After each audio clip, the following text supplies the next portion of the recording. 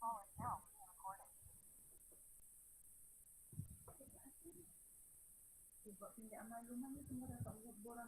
Assalamualaikum warahmatullahi wabarakatuh.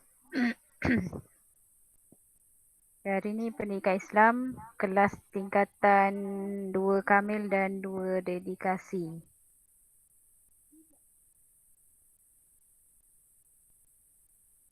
Okey, sebelum kita mulakan kelas, seperti biasa,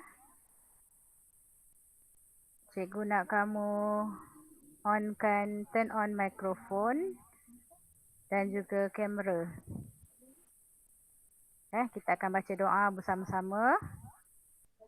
Cikgu nak kamu aminkan ataupun bersama-sama cikgu untuk baca doa. Boleh?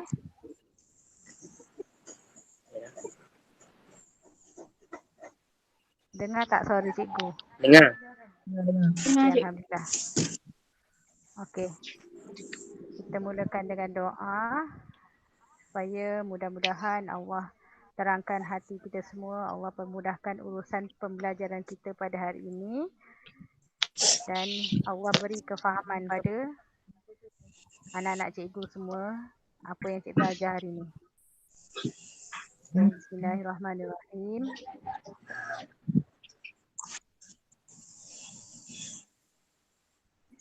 Allahumma innaka ta'lamu anna hadhil quluba qad ijtama'at ala mahabbatik wa iltaqat ala ta'atik wa tawahadat ala da'watik wa ta'ahadat ala nusrati syari'atik fawassikillahumma rabitataha wa adim muddaha wa hdiha subulaha wa amla'aha binurika alladhi la yahbu washrah suduraha bi khairil iman bik. Ya Allah, Engkau mengetahui hati-hati ini telah berkumpul kerana kasihankanmu, bertemu dan patuh padamu, bersatu memikul dakwahmu. Hati-hati ini telah berjanji setia mendaulat dan menyokong syariatmu.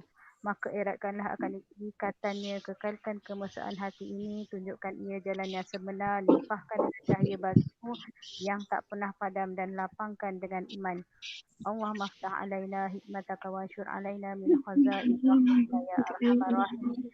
Rabbi shrah li sadri wa yassir li amri wahlul 'uqdatam min lisani yafqahu qawli.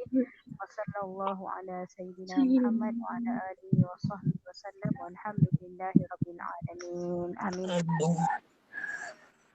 Okey, jelas suara cikgu? Jelas. Okey, alhamdulillah. Okey, hari ini cikgu tengok yang masuk kelas ni pun orang yang sama juga kan macam yang lepas. Minta maaf cikgu tak dapat nak buat pada petang, sesi petang sebab cikgu ni dekat sekolah. Nanti balik pukul 2 macam takut tak sempat pula kan. Okey, nanti petang kamu ngantuk. Okey, cikgu buat tengah hari Okey, pukul 12 hingga pukul 1 untuk PDPR kita hari ini. Okey, sebelum mula kelas, cikgu nak kamu sediakan buku teks pendidikan Islam. Dah ada? Dah. Dah, okey. Hari ini kita akan belajar bidang hadis. Perjumpaan kita kali yang ketiga. So, kali yang ketiga kita akan masuk dalam bidang hadis. Okey, hadis ni nampak. Cikgu share screen.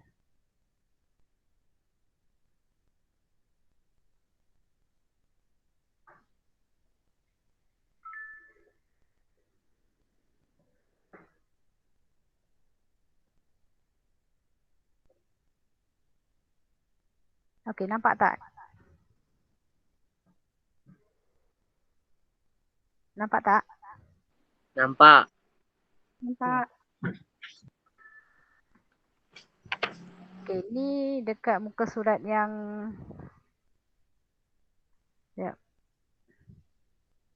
bidang hadis, muka surat 51. Okey, buka buku teks pendidikan Islam, muka surat 51. Ataupun yang tak ada buku teks, kamu boleh tengok dekat sini je lah. Cikgu ada share screen. Okey, untuk hari ini kita akan belajar bidang hadis. So, objektif pembelajaran kita hari ini adalah murid pelajar boleh membaca hadis dengan betul, dengan lancar dan betul. Yang kedua, memahami isi kandungan hadis. Ni 2.4.1 baca hadis dengan betul. 2.4.2 membaca potongan hadis dengan betul dan maksudnya. Okey, itu untuk hari ini Ini hari ini cikgu akan buat untuk PBD sekali lah. Okey, PBD. Okey, untuk bidang hadis tingkatan 2, kamu hanya ada 2 tajuk sahaja. Ada 2 tajuk sahaja. So amat mudahlah untuk kamu menguasai subjek hadis tingkatan 2 Okey. Kita tengok dulu dekat sini ada dekat dalam buku teks ni muka 1 dia ada dalam surah Al-Hash ayat 7. Apa maksud dia? Cikgu bacakan maksud dia lah. Apa jua perintah yang dibawa oleh Rasulullah kepada kamu, maka terimalah serta amalkan. Dan apa-apa jua yang dilarang kamu melakukannya, maka kamu patuhilah larangannya. So dekat ayat ni dah ceritakan. Apa-apa perintah yang dibawa oleh Rasulullah. Apa yang kita tahu hadis. Hadis ni, hadis maksud dia adalah apa? Tingkatan 1 dah belajar. Siapa ingat? Apa maksud hadis? Boleh bagi tahu cikgu tak? Siapa yang ingat lagi? Okey, hadis ni adalah kata-kata ataupun ucapan ataupun perkataan, tingkah laku yang datangnya daripada siapa? Datangnya daripada Rasulullah. So apa-apa yang dibawa oleh Rasulullah ni kita kena terima serta amalkan. Bila kita amalkan itu yang ayat yang selalu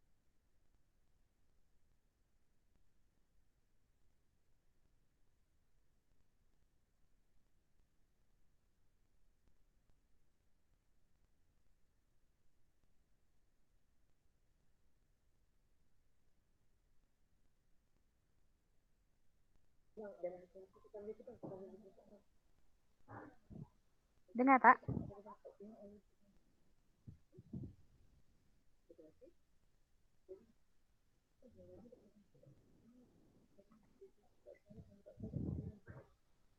Masih dengan cikgu ke?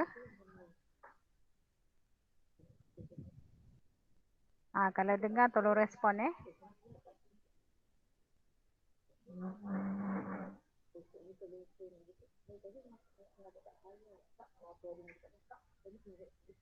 Okey. Dan apa-apa jua yang dilarang kamu melakukannya, maka hendaklah kamu patuhilah larangannya. So kita janganlah buat apa yang Rasulullah dah larang kita. Apa jua larangan daripada Rasulullah ni adalah larangan daripada Allah. Okey, sama. Okey, itu ayat daripada surah Al-Hash ayat 7. Dia nak cakap yang kita ni memang wajib percaya, wajib ikut apa yang dibawa oleh Rasulullah, iaitu hadis. Okey, kita masuk pelajaran yang ke-9.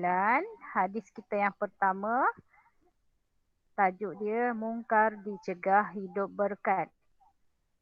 Okey, mungkar dicegah hidup berkat. Okey. Cikgu nak kamu ulang balik. Tajuk apa kita nak belajar hari ni? Tulis dekat chat tu pun boleh. Cikgu nak tengok kamu ni dengar ke tak dengar cikgu cakap ni. Tolong tulis balik dekat chat tajuk kita hari ini.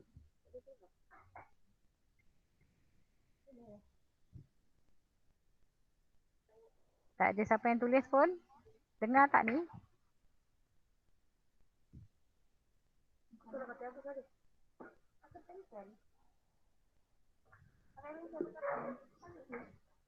Syafiqah, mungkar dicegah hidup berkat. Dia betul. Yang lain?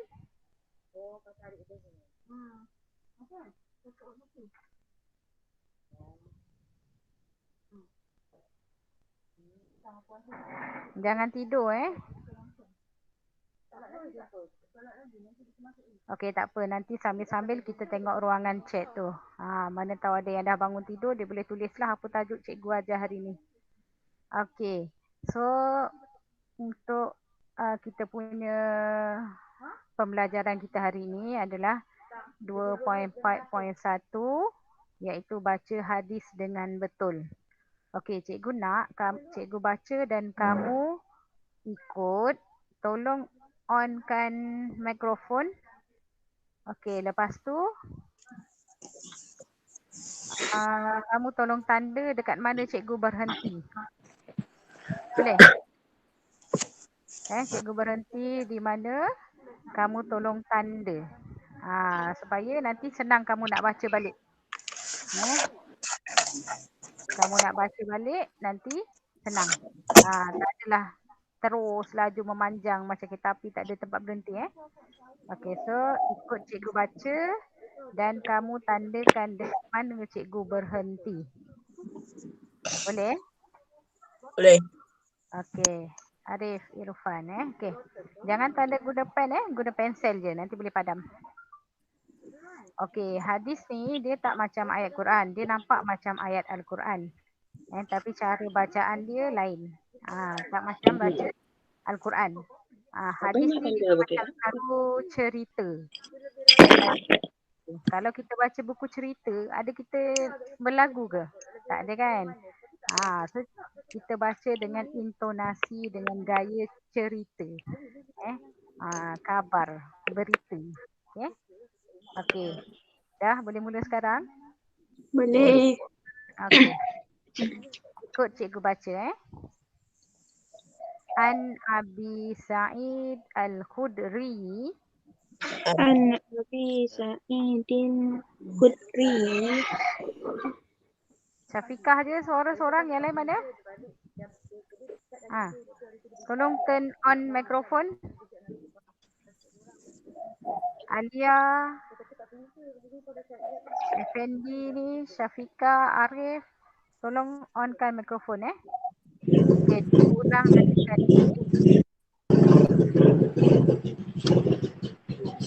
Tolong ikut cikgu baca sebab lepas ni cikgu akan panggil siapa yang nak baca dan cikgu akan rekodkan dalam PPT untuk bacaan hadis. Okey, lagi sekali ulang. An Abi Sa'id Al-Khudri. An Abi Sa'idin Khudri. Radhiyallahu anhu. Radhiyallahu anhu. Qala. Jangan lupa tandakan dekat mana cikgu berhenti. Sami'tu Rasulullah sallallahu alaihi wasallam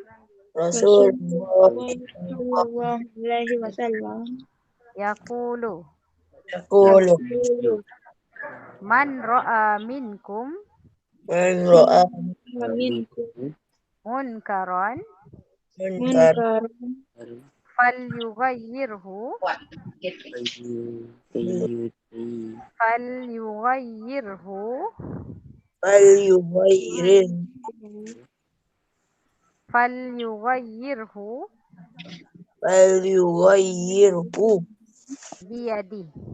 biyadi fa illam yastati'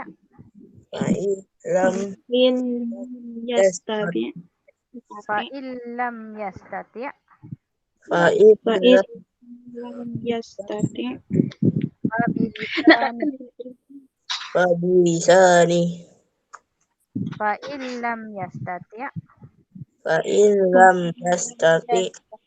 fa biqalbi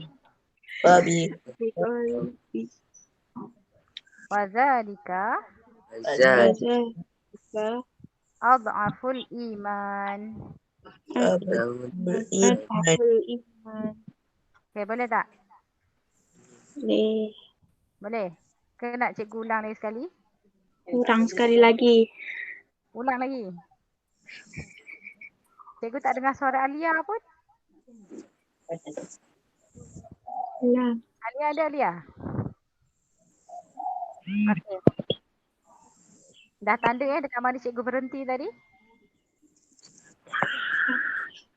Okay. An Abi Sa'id Al-Khudri.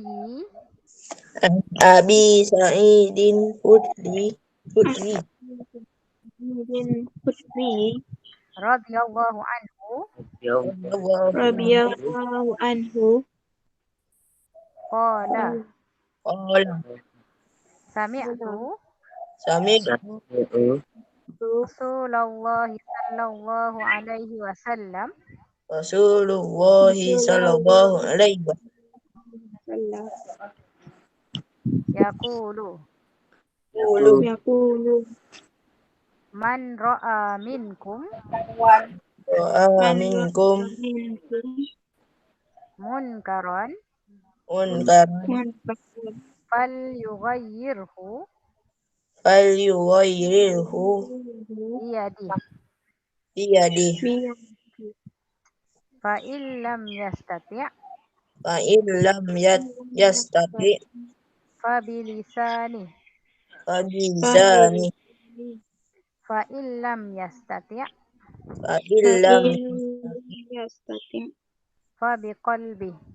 fa biqalbi Wa dzalika wa dzalika adhaful iman. adhaful iman. Okey. Untuk rekod PBD kita. Okey. Cikgu. Siapa yang nak volunteer nak baca hadis?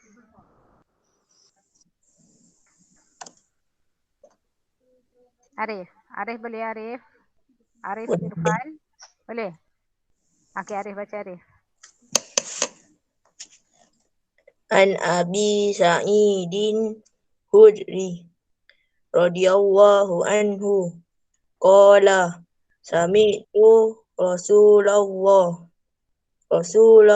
sallallahu alaihi wasallam yaqulu man ra'a minkum munkaran falyughayyirhu biyadihi fa illam yastati fa bilisanihi fa in lam yastati fa biqalbi wa dzalika aful iman.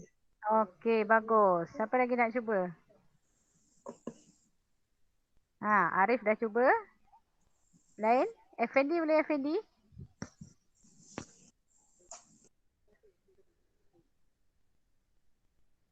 Syafiqah nak baca?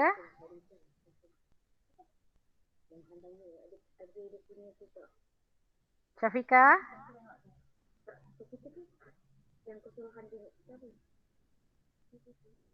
Tak ada. Arif je seorang yang baca hari ni. Macam ni cikgu rekod PBD untuk Arif je lah. Alia, Effendi, Syafiqah.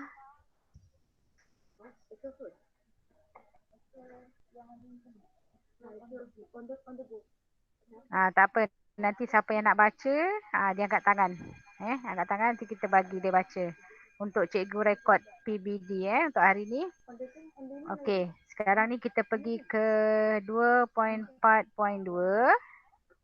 Membaca potongan hadis dengan betul dan maksudnya. Okey, dekat sini ada hadis dan juga maksud. Dekat sini pun cikgu nak kamu tandakan maksud hadis ni. Maksud kalimah hadis Okey. Man ra'a minkum munkaron. Apa maksud dia? Man tu maksud dia sesiapa. Sesiapa. Tolong tandakan man tu maksud dia sesiapa. Okey. Ra'a minkum. Ra'a ni melihat. Minkum ni dalam kalangan kamu. Sesiapa dalam kalangan kamu melihat. Siapa dalam kalangan kamu melihat. Bahasa Arab dia terbalik sikit lah. So kita nak sedapkan ayat dia. Kita tulis dalam kalangan kamu yang melihat. Okey, munkaron. Munkaron ni apa? Sesuatu kemungkaran. Senang. Dia perkataan Arab dia ni pun sama dengan Melayu ni kan. Mungkaron, kemungkaran. Okay. So, man ra'a minkum munkaron. Sesiapa dalam kalangan kamu melihat sesuatu kemungkaran. Okay. Okey. Dapat tak? Dah tandakan? Sebab nanti kalau periksa, kena tahu juga masuk-masuk kalimah ni.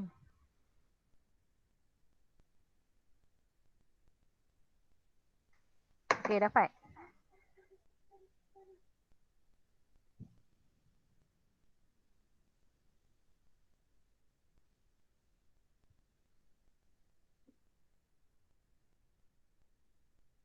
Maaf cikgu, saya ada hal tentang arwah abang saya. Kenapa Alia? Abang dia baru meninggal, cikgu. Innalillah, abang dia yang mana? Tak tahu, kurang tahu. Abang dia yang nombor 1 tak silap. Nombor 1. Dia ada 8 adik-beradik. Abang dia yang tak tahu sangat lah nombor berapa abang itu. Baru meninggal hari itu 31 hari bulan. 31 hari bulan? Aksiden dekat mana? Dekat mana? Dekat Parit Haji Ali. Hari Haji Ali. Ya Allahu Akbar. Okey, tak apa Alia. Tak apa, kalau awak ada hal, tak apa. Ni cikgu ada rekod, nanti cikgu letak dekat dalam Facebook. Nanti boleh tengok balik. Okay, so kamu tak payah nak ni lah masuk kelas. Okey, kita teruskan. Okey, dengan yang kedua. Okey, potongan hadis yang kedua. Falyughayyirhu biyadi. Falyughayyirhu ni, maka hendaklah dia mengubahnya. Okey, maka hendaklah dia mengubahnya. Okey, falyughayyirhu. Tolong tandakan Okey, maka hendaklah dia mengubahnya. Okey, falyughayyirhu biyadi. Biyadi ni maksud dia dengan tangannya. Dengan tangannya. Okey. Falyughayyirhu biyadi, maka hendaklah dia mengubahnya dengan tangannya. Biyadi ni dengan tangannya. Okey. Apa yang mengubah dengan tangan ni Okey, kita tengok nanti. Okey, potongan hadis yang ketiga. Fa illam yastati', sekiranya dia tidak mampu. Fa illam yastati', sekiranya dia tidak mampu. Fa bilisani, maka hendaklah dia mengubahnya dengan lidahnya. Fa bilisani, maka hendaklah dia mengubahnya dengan lidahnya. Lisan. Kalau kita bahasa Melayu pun kita ada sebut lisan. Bila kita kata lisan tu adalah kata-kata. Kita bercakap kata-kata dengan mulut, dengan lidah. Lisan ni adalah lidah. Sekiranya dia tidak mampu, maka hendaklah dia mengubahnya dengan lidahnya. Okey, yang keempat. Potongan hadis yang keempat. Fa illam yastati', sekiranya dia tidak mampu. Ulang balik tadi macam potongan yang ke atasnya. Fa illam yastati', sekiranya dia tidak mampu. Fa biqalbi, maka hendaklah dia mengubahnya dengan hatinya. Dengan hatinya. Fa biqalbi. Qalbun tu adalah hati. Fa illam yastati' fa biqalbi, sekiranya dia tidak mampu apa? Tidak mampu mengubah dengan lidah. Tidak mampu mengubah dengan lidah, maka hendaklah dia mengubahnya dengan hatinya. Dengan hatinya. Dan yang terakhir, wazalika ad'aful iman. Wazalika, dan mengubah dengan hati. Mengubah dengan hati ni, itulah selemah-lemah iman. So dekat sini kita tengok balik. Dekat sini sebenarnya dia dalam hadis dia nak terangkan kepada kita cara-cara nak mencegah kemungkaran. Dekat dalam hadis ni kalau ditanya dalam periksa nanti, okey, tuliskan cara mencegah kemungkaran berdasarkan hadis. Okey, berdasarkan hadis ni ada 3 lah ni. Yang pertama dengan tangan, yang kedua dengan lidah, dan yang ketiga dengan hati. Dengan hati. Okey, 3 cara ni. Tetapi yang paling kuat kita untuk mencegah kemungkaran adalah dengan tangan dan juga dengan lidah. Kerana apa?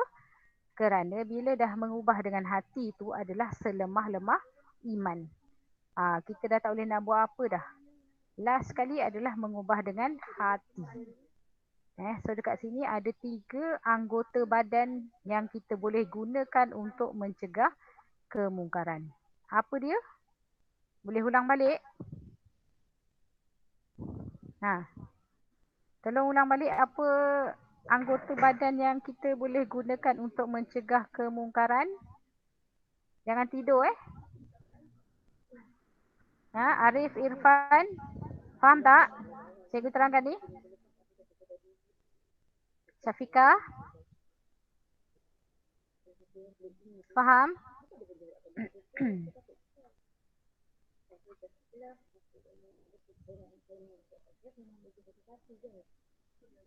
Jelas apa yang cikgu terangkan? Okey, cikgu teruskan je. Okey.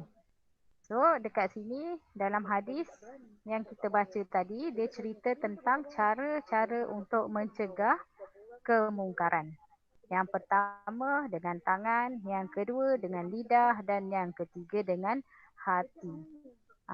Nanti kita akan huraikanlah dengan tangan tu macam mana, dengan lidah tu macam mana, dengan hati tu macam mana. Okey, tengok dekat kotak color purple ni. Spektrum ilmu. Ini untuk tambahan ilmu kita. Abu Sa'id Al-Khudri. Siapa Abu Sa'id Al-Khudri ni? Ni orang yang meriwayatkan hadis ni lah. Yang dengar daripada Rasulullah. Bila kamu tengok hadis ni, sebelum sampai sanad dia, sebelum sampai ke Nabi Muhammad ni, ni maknanya dia ni lah yang orang yang mendengar daripada Rasulullah sendiri. Dia bukan ambil daripada orang lain. Perawi hadis ni pun ada daripada Imam Muslim. Yang kita tahu Imam Muslim ni hadis dia yang kita boleh percaya. Imam Muslim ni hadis dia semua hadis sahih dan kita boleh percaya. Hadis ni pun dia tak semua hadis yang kita boleh percaya. Kenapa? Sebab hadis ni ada hadis yang sahih dan ada hadis yang dhaif. Lemah. Yang lemah kita tak boleh ambil, kita tak boleh guna. Ini hadis daripada riwayat Muslim, Bukhari, Imam Tirmizi, itu adalah hadis-hadis yang sahih. Kita kena tengok setiap kali keratan hadis ni, kita tengok siapa yang meriwayatkan hadis. Kalau dekat sini ni tulis Muslim ataupun Bukhari, itu dah memang dijamin sahih dia punya hadis dan kita boleh guna pakai. Okey. Abu Sa'id Al-Khudri adalah salah seorang pakar hadis dalam kalangan sahabat. Sahabat ni siapa? Orang yang hidup sezaman dengan Nabi. Maknanya Abu Sa'id Al-Khudri ni dia hidup pada zaman Nabi Muhammad. Nama penuhnya ialah Sa'id bin Malik bin Sinan. Beliau berasal daripada kaum Ansar, suku Bani Khazraj. Beliau memeluk Islam sejak kecil. Beliau pernah menjadi mufti di Madinah dan wafat di sana pada tahun 74 Hijrah. Ni sedikit sebanyaklah dia bagi tahu tentang ni sanad hadis ni. Orang yang meriwayatkan hadis. Ni Sa'id Al-Khudri ni dia dengar sendiri daripada mulut Rasulullah yang berkata ni lah tentang mencegah kemungkaran. Okey. Jelas? Ada soalan tak? Okey, tak ada. Cikgu teruskan je lah. Okey. Buka muka surat 53. Okey, sebelum kita belajar cara-cara nak mencegah kemungkaran, kita tengok dulu maksud kemungkaran tersebut. Ada yang tak faham apa maksud kemungkaran. Mungkin dia tahu kalau cikgu tanya, cuba bagi contoh benda yang tak elok. Dia boleh bagi. Sebab dia tahu benda tu tak elok. Tapi dia tak tahu sebenarnya benda tu pun kemungkaran. Okay. Mungkar pada bahasa ialah perbuatan atau perkataan yang dianggap buruk oleh akal yang sihat. Faham? Perbuatan atau perkataan yang dianggap buruk oleh akal yang sihat. Jangan tanya orang gila. Orang gila kalau tanya dia, semua benda dia cakap boleh buat. Orang gila jalan tak pakai baju pun dia kata boleh. So kita nak tahu benda yang buruk ataupun perkataan yang dianggap buruk tu daripada akal yang sihat. Bukannya akal orang yang sakit. Okey, itu maksud kemungkaran dari segi bahasa. Okey, dari segi istilah, perbuatan atau perkataan yang ditegah oleh syarak. Syarak ni siapa? Atau yang melanggar perintah Allah. Dekat sini dia fokus dua je. Perbuatan dan juga perkataan. Apa-apa perbuatan yang ditegah oleh syarak. Maknanya yang ditegah di dalam Al-Quran. Yang ditegah dalam agama Islam. Boleh bagi contoh tak? Siapa yang faham ni? Boleh bagi contoh tak? Tak best pula cikgu cakap seorang-seorang kan? Mana yang lain? Tolong cakap sikit. Turn on kan mikrofon.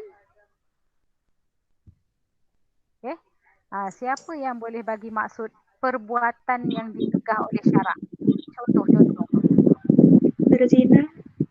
Berzina. Ya, betul. Lagi? Lagi?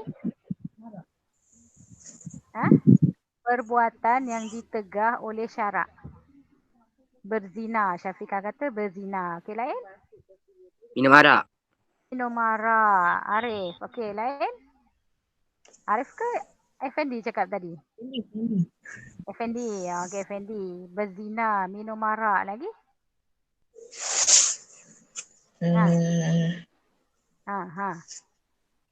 Perbuatan yang ditegah oleh syarak. Pakai seluar pendek main bola boleh? Boleh. Boleh? Kau jangan. Pakai seluar pendek main bola? Tak boleh. Boleh tak? Boleh pakai kat luar. Tapi yang dalam tu kena pakai seluar panjang. Pakai sweater pakai kat luar. Dalam tu seluar panjang. Mencuri. Mencuri lagi?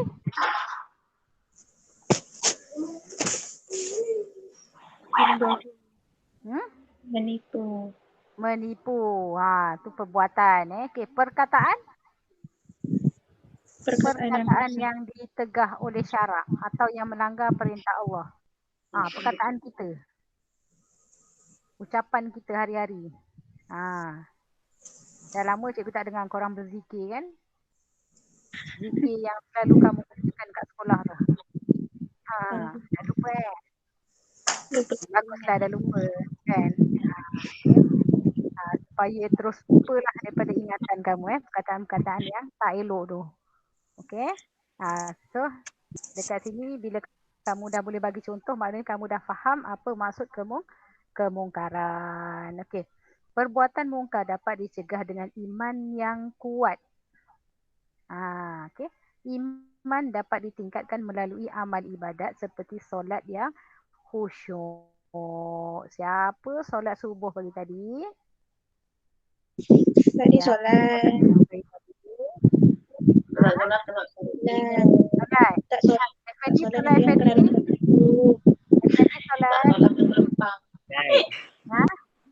Solat. Alhamdulillah. Okay. Nanti waktu zuhur pun solat sekali Janganlah solat subuh je. Okay. Okay. Perbuatan mungkar. Apa-apa yang kamu sebut tadi yang tak elok tu, kita boleh cegah dengan iman yang kuat. Macam mana nak dapat iman yang kuat? Kenalah buat amal ibadat. Amal ibadat tu solat je lah. Solat Nak banyak. tambah lagi, tambah dengan bacaan Al-Quran. Tapi yang penting di solat itu kena cukup 5 waktu. Okey, jelas? Okey, oleh itu kita hendaklah berusaha melaksanakan ibadat wajib dan memperbanyak ibadat sunat serta membersihkan hati dengan berzikir kepada Allah. Okey. Lafaz zikir ni cikgu tak tanya lagi. Apa lafaz zikir yang biasa kita guna? Yang biasa kamu guna? Zikir. Subhanallah, walhamdulillah, wa la ilaha illallah, wallahu akbar. Betul? Itulah zikir kita. Kalau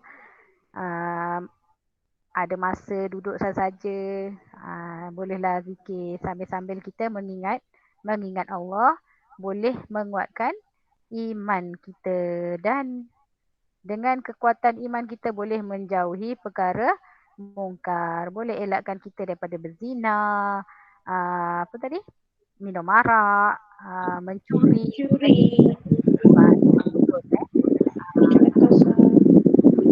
orang yang kuat imannya ni dia susahlah nak buat benda-benda yang tak baik. Okey, tengok muka surat 54. Hukum menangani kemungkaran. Hukum menangani kemungkaran ni hukumnya wajib. Mengikut kemampuan masing-masing. Okey, wajib. Maknanya setiap kali kamu nampak perbuatan mungkar, nampak kawan pakai seluar pendek, tolong tegur. Tegur. Tengok abang, kakak tak solat, tolong tegur dan ajak solat. Kenapa? Sebab hukum dia adalah wajib. Kamu nampak kawan kamu berdating, berdua-duaan, pegang itu, pegang ini, tolong tegur.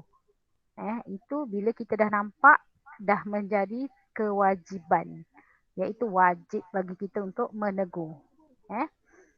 Wajib ni, apa hukum ni? Hukum wajib ni, ya. Kalau kita dah tegur kan, dia buat-buat tak tahu je macam ni. Nanti kita ada. Sebab itulah cara mencegah kemungkaran ni ada 3. Kalau kita dah tegur dia buat-buat tak tahu je, kita nak kena buat apa? Nanti cikgu akan ajar lepas ni, okay? So bila kita dah tegur tu, maknanya kita dah tunaikan tanggungjawab kita, kewajipan kita. Kita dah tegur. So dah lepas dekat diri kita, so kita tak akan kena soal lagi lah. Sebab kita dah tegur orang yang buat kemungkaran.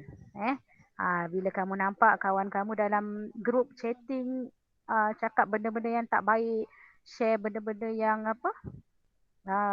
benda-benda lucah, tolong tegur dia. Jangan bagi benda-benda macam ni lagi.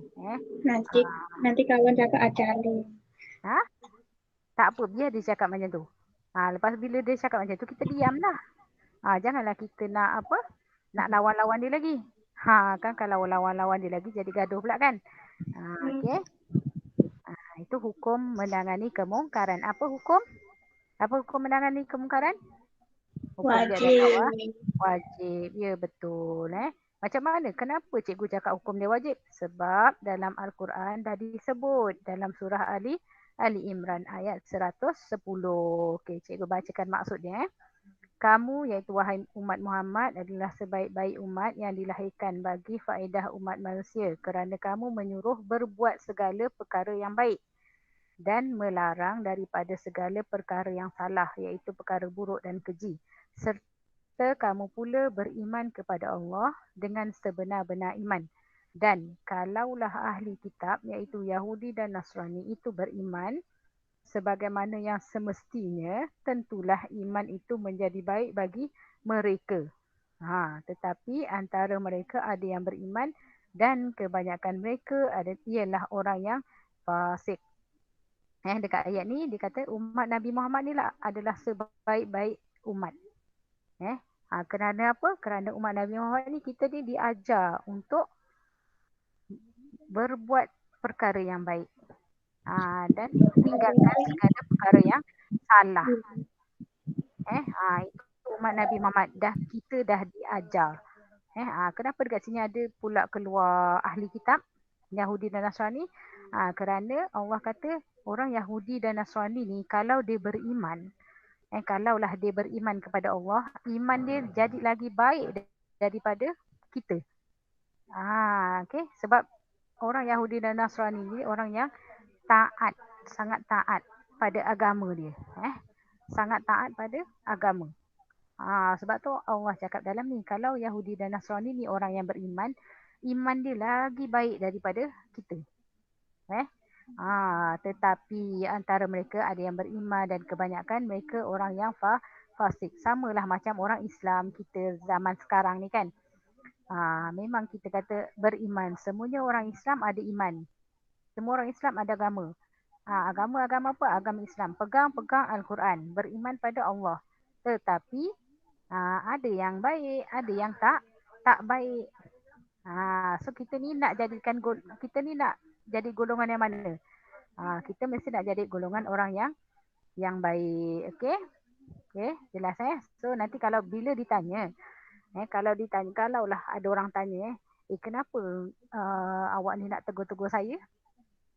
Saya tegur sebab hukum mencegah kemungkaran ni wajib bagi saya. Setiap Muslim, saya orang Islam, saya wajib menegur apa-apa kemungkaran yang saya nampak. Okey, jelas Okey, so kita masuk dalam 2.4.5, cara menangani kemungkaran. Okey, cikgu rasa sekarang ni kita pun perjumpaan kelas kita pun seminggu sekali kan. So cikgu nak kena habiskan jugalah setiap kali perjumpaan untuk satu tajuk. Boleh tolonglah pesankan kawan yang lain. Sebab ni baru ada beberapa orang ni yang masuk ni. Okey, so yang kelima. Subtopik kita yang kelima, 2.4.5.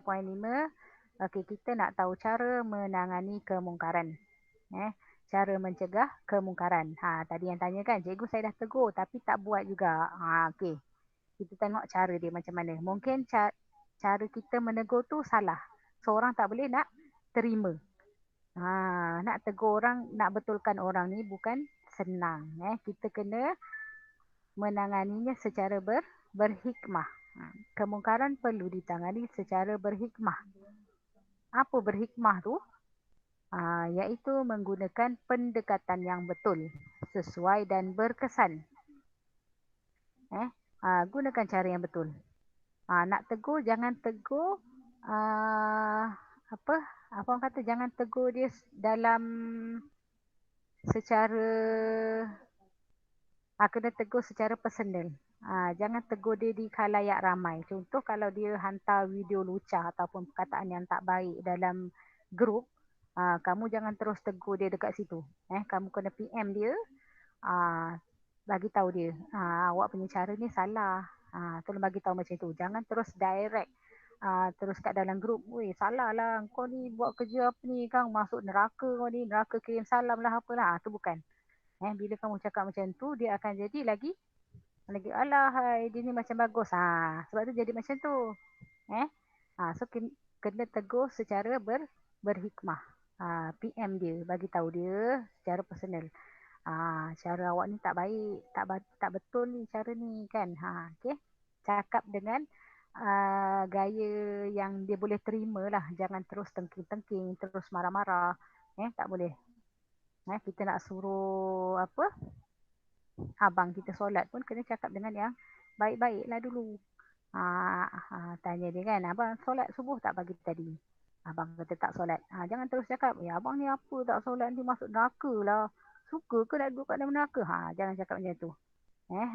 Cakap, abang kalau solat subuh lagi bagus. Macam tu kan. Nanti adik-adik boleh tengok abang solat, nanti adik pun akan ikut solat. Macam tu. Ayat kita tu mesti kena gunakan dengan betul, sesuai dengan keadaan. Berkesan tu tak pastilah kan, sebab kita tegur. Kita tegur dia. Berkesan tu sama ada dia boleh terima ataupun tidak. Tu terpulang pada dia. Okey. Dengan ini pelaku akan lebih mudah menerima teguran dan bersedia meninggalkan kemungkaran tersebut. Bila kita tegur secara berhikmah, kita sendiri akan doakan dia supaya dia boleh terima apa yang kita tegur dan dia tak buat lagi benda yang kemungkaran tersebut. Okey. Okey. Firman Allah ni tak payahlah. Biasa kita tengok cara menangani kemungkaran. Dah pukul 1 dah. Okey, sikit lagi Okey, cara menangani kemungkaran. Dekat dalam hadis tadi dia bagi tahu ada 3. Yang pertama dengan tangan, yang kedua dengan lisan dan yang ketiga dengan hati. Ini kena ikut turutan. Jangan kamu terus dengan lisan. Sebab dalam hadis dia cakap kita nak cegah kemungkaran yang pertama mestilah dengan tangan. Bila tak laku ataupun dia tak dengar, barulah kita guna lisan. Bila tak jalan juga, barulah yang ketiga dengan hati. Okey. Mencegah kemungkaran dengan tangan, apa maksud dia? Bukannya kita terus guna tangan nak pukul-pukul dia. Bukan. Tak sembahyang je terus tampar. Bukan. Okey. Tangan ni mengubah dengan kuasa yang ada pada seseorang mengikut kemampuan dan bidang kuasa seperti ketua keluarga, ayah kita. Ataupun kalau ayah dah tak ada, mungkin abang yang sulung. Ketua kelas. Ketua kelas ni dalam kelas. Yang bila dalam kelas, siapa yang ketua tu, dia yang ada kuasa. Ataupun kalau ketua kelas tak ada, penolong ketua kelas. Ataupun pengawas. Ketua masyarakat. Dan juga ketua negara. Ini bagi masalah negara lah. So jauh sangat nak ke negara ni, kita tengok je dekat ketua keluarga, ketua kelas, pengawas. Bila di kalangan kawan-kawan kita, so apa kuasa yang kita ada? Kuasa kita sebagai seorang kawan. Kita berhak menegur dia sebagai seorang Muslim. So dengan mengubah dengan tangan ni adalah mengubah dengan kuasa yang ada. Dengan kuasa yang ada. Kalau tak ada kuasa tak boleh mengubah ke cikgu? Tak boleh mencegah ke? Macam mana tu? Kalau tak ada kuasa, maknanya kita pas lah. Kalau macam adik-beradik yang buat benda tak elok, kita bagi tahu dengan ayah ataupun mak.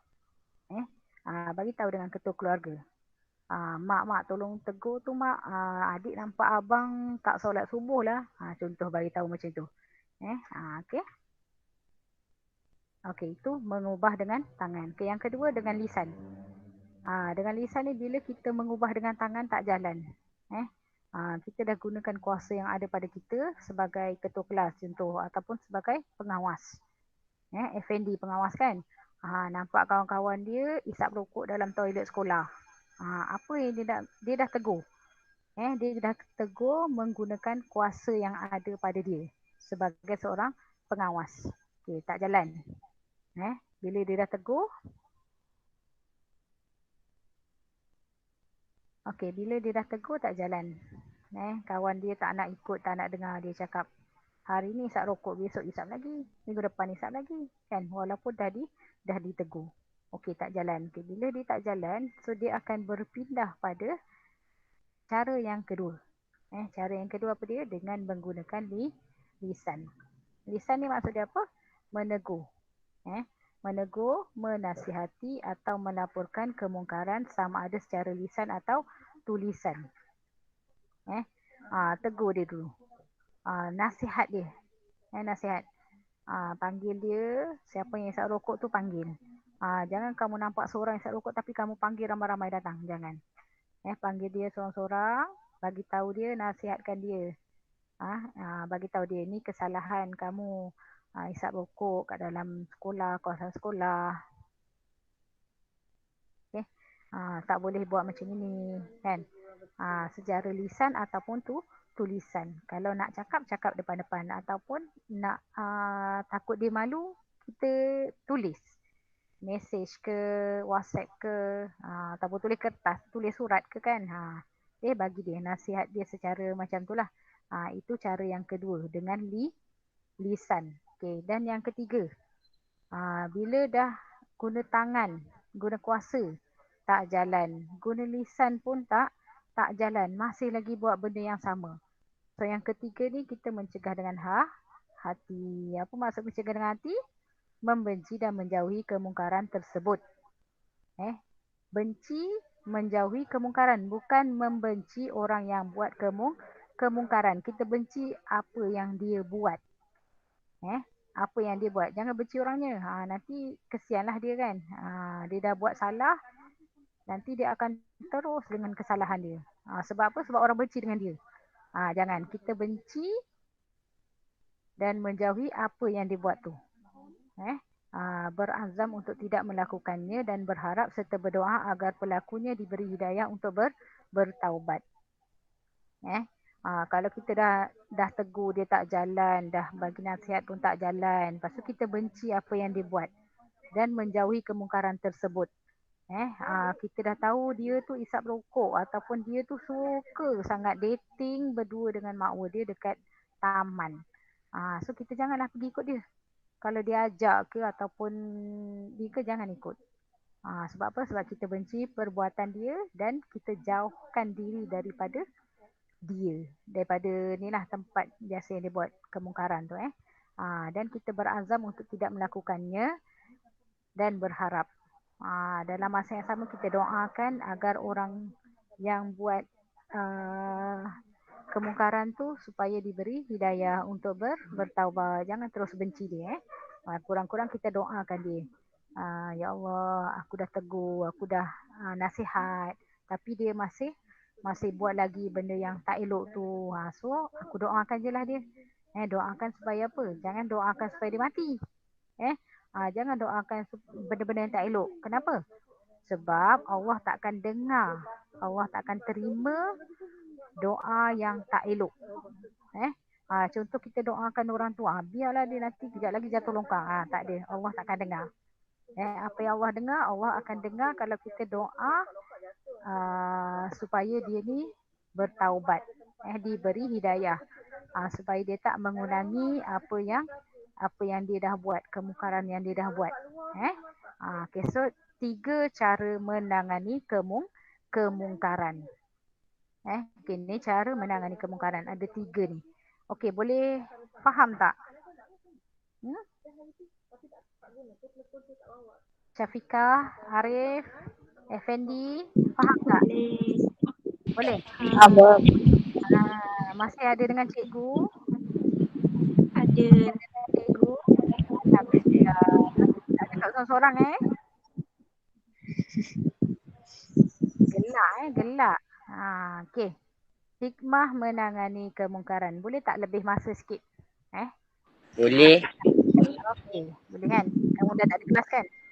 Okey, apa hikmah menangani kemungkaran? Hikmah ni apa? Hikmah ni adalah kebaikan ataupun apa yang kita dapat kalau kita menangani kemungkaran. Yang pertama, meningkatkan kualiti diri melalui nasihat dan teguran.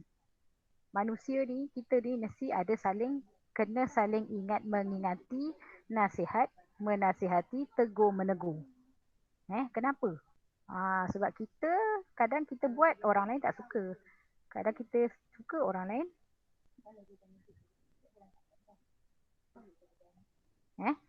Okey, itu nak meningkatkan kualiti, improvement diri kita sendiri. Okey. Yang kedua, mewujudkan masyarakat yang harmoni kerana bersikap prihatin. Prihatin ni bukan bermaksud jaga tepi kain. Prihatin dengan jaga tepi kain ni lain. Prihatin ni kejap-kejap kadang-kadang kita tanya khabar dia, jangan terus senyap, jangan terbuat tak nampak je. Kalau jaga tepi kain, setiap masa lah kita nak tunggu. Nak tengoklah hari ni ada tak dia pergi dating. Macam tu nak tengok ni orang ni buat apa. Pukul berapa dia ni keluar, pukul berapa dia masuk. Macam tu. Itu jaga tepi kain. Kalau prihatin ni, kita prihatin lah. Okay, yang ketiga, negara aman sejahtera kerana mendapat keredaan Allah. Mudah-mudahan bila kita semua ni jadi orang yang baik, negara kita pun akan aman, sejahtera, tak ada kecurian, tak ada bunuh, tak ada penderaan. Kes yang kita dengar ni kan sekarang ni kan, So kenapa jadi benda-benda macam tu? Kes dera contoh, kes bunuh. Kenapa jadi macam tu? Kerana iman tak ada dalam diri pelaku tu. Ataupun kurangnya sikap prihatin daripada orang sekeliling. Tu jadi. Okay, so na'udzubillah min zalik, kita doakan supaya negara kita ni aman sejahtera. Kerana semua orang akan jadi orang yang baik. Okey, dan yang terakhir 2.4.7 ialah pengajaran hadis. Okey, pengajaran hadis ni biasa kalau dalam periksa senang je. Kalau apa-apa pengajaran, kalau hadis ke tilawah ke, kalau nak jawab mestilah mulakan ayat dengan kita hendaklah, kita mestilah, kita seharusnya. Macam tu. Dan tengok balik tajuk.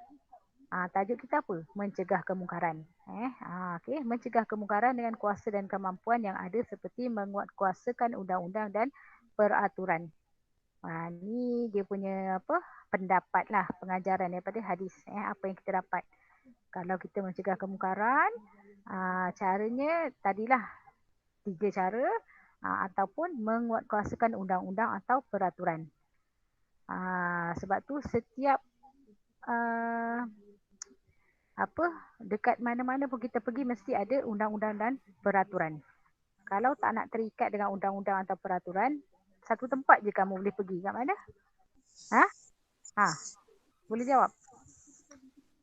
Kalau tak nak terikat dengan peraturan, undang-undang, boleh satu tempat. Duduk di hutan. Kan hutan tak ada undang-undang, tak ada peraturan. Duduklah kat sana dengan monyet, dengan apa-apalah binatang dalam hutan tu. Kan dia orang tu tak ada peraturan, tak ada undang-undang. Kalau kita manusia hidup kat dunia, hidup dekat muka bumi Allah ni, mesti ada undang-undang dan juga peraturan.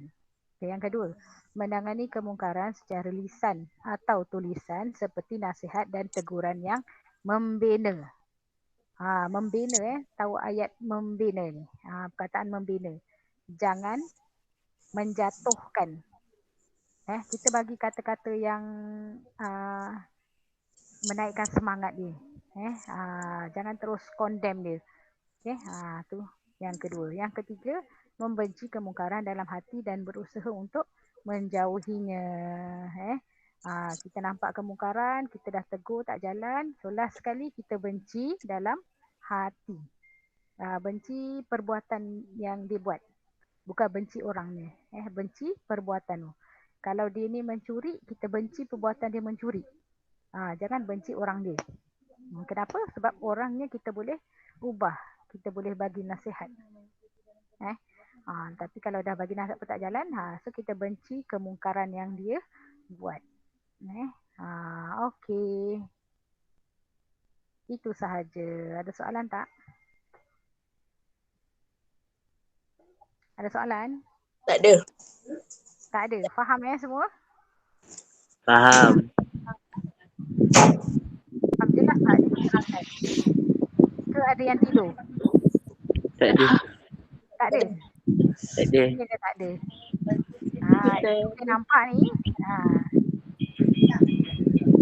Tutup video ni kita nampak tau. Okey.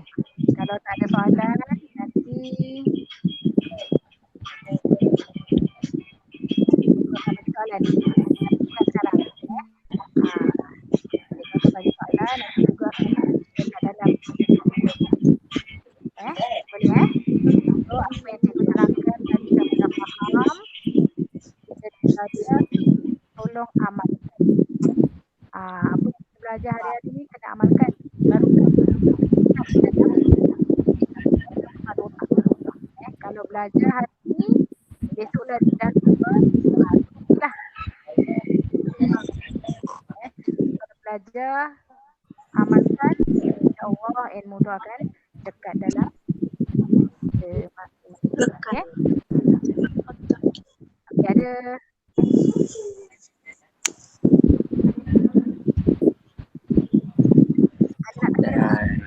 jadi tengok orang yang sama tu ada tak pesan dekat kawan-kawan yang lain. suruh masuk dalam kelas. Ada pesan tak? Tadi dah ajak masuk tapi tak ada orang reply. Surat reply. Cikgu nak tanya apa masalah pun tak tahu sebab tak ada respon kan. Cikgu tak boleh nak masuk Google ke, tak boleh nak masuk FB ke, tu cikgu tak tahu kan. Cikgu tak tahu masalah macam mana cikgu nak selesaikan masalah. Itu masalah dia. Banyak masalah kan. Okay. Kalau dah tak ada, cikgu akhiri kita punya hari ini. Dua je nasihat cikgu nak bagi. Yang pertama, tinggal solat. Yang kedua, jaga Allah.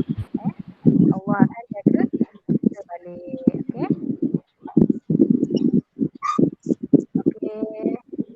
Cikgu nak ucapkan tahniah dan terima kasih pada yang dah join pada hari ini. Siapa yang sudah berkenan, cikgu akan postkan video pelajaran kita pada hari ini dalam grup FB. Boleh tengok balik lah apa yang cikgu ajar. Okay. Terima kasih. Assalamualaikum. Bye-bye. Salam.